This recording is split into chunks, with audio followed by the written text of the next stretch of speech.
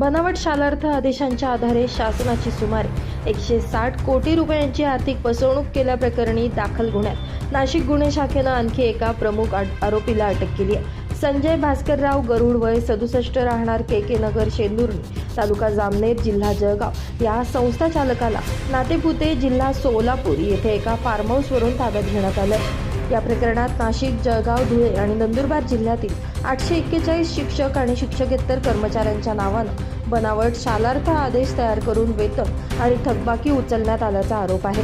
या घोटाळ्यात आतापर्यंत सुमारे 1200 आरोपी निष्पन्न झाल्याची माहिती पोलिसांनी दिली आहे। तपासात संजय गरुड यांच्या 15 शैक्षणिक संस्थांमधील 177 शिक्षक आणि शिक्षकेतर कर्मचाऱ्यांना कोणताही वैध प्रस्ताव नसताना बनावट वैयक्तिक मान्यता देण्यात आल्याचं समोर आलं।